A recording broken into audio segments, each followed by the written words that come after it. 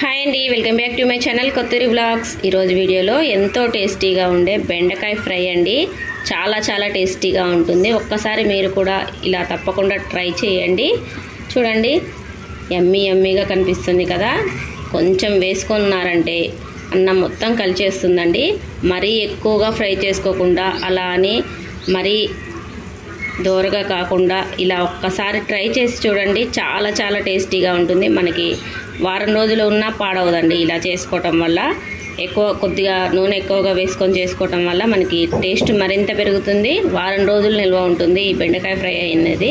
ఒక్కసారి తప్పకుండా వీడియోని స్కిప్ చేయకుండా చూసి మీరు కూడా ఇంట్లో తప్పకుండా ట్రై చేయండి. చూడండి, కొద్దిగా వేసుకున్నారంటే అన్నం మొత్తం కలిసేస్తుందండి. మనకి గ్రేవీ కూడా వచ్చింది, చూసారు కదా. ఇలా చేసుకోవటం వల్ల టేస్టీగా ఉండే ఈ బెండకాయ ఫ్రై మీరు కూడా ఇంట్లో తప్పకుండా ట్రై చేయండి. ఇంకా లేట్ చేయకుండా ప్రాసెస్లోకి అయితే వెళ్ళిపోదాం.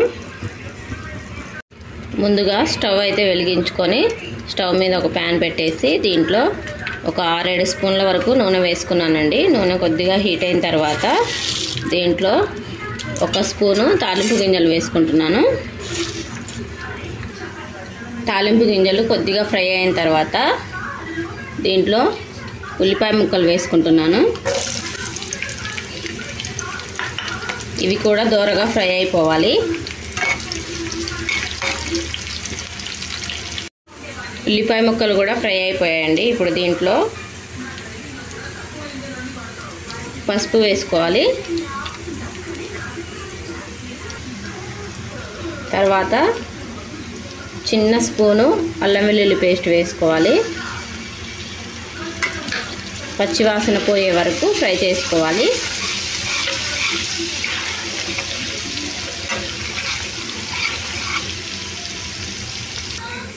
ఇదంతా ఫ్రై అయిపోయింది కదా. ఇప్పుడు దీంట్లో సన్నగా కట్ చేసి ఉంచుకున్న బెండకాయ ముక్కలు అయితే వేసుకోవాలి. అన్నీ వేసుకొని ఒకసారి కలిపేసి మూత పెట్టేసుకోకూడదండి. బెండకాయ కూరకి బెండకాయ అనేది జిగురు వస్తుంది కాబట్టి మూత పెట్టుకుంటే బంక అనేది వస్తుంది. అస్సలు మూత అనేది పెట్టుకోవద్దు అనమాట ఈ బెండకాయ కూరకి.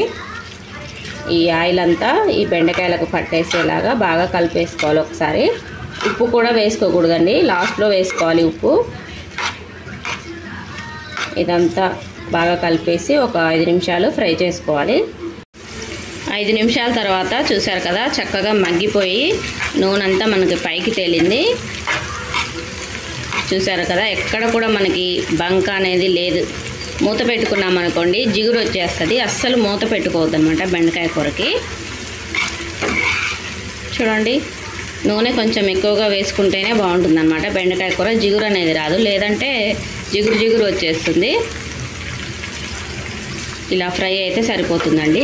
మరీ ఎక్కువగా ఫ్రై చేసుకున్నాం అనుకోండి బాగోదు. ఇలా ఫ్రై చేసుకున్న తర్వాత ఇప్పుడు దీంట్లో కారం వేసుకుంటున్నానండి. ఒక 2 స్పూన్ల వరకు కారం వేసుకోవాలి. తర్వాత ఉప్పు వేసుకుంటున్నాను. ఉప్పు కారం వేసుకొని ఒకసారి బాగా కలిపేసుకోవాలి. కారం వేసుకొని కలిపేసుకున్న తర్వాత ఒక 2 నిమిషాలు ఇలా ఫ్రై చేసుకొని కొద్దిగా గరం మసాలా అయితే వేసుకోవాలండి. 1/2 టీ స్పూను వేసుకొని కలిపేసుకొని దించేసుకోవడమే. అంతే అండి, ఎంతో టేస్టీగా ఉండే బెండకాయ ఫ్రై అయితే రెడీ అయిపోయింది. మీరు కూడా తప్పకుండా ట్రై చేయండి. ఓకే అండి, thank you for watching. Bye.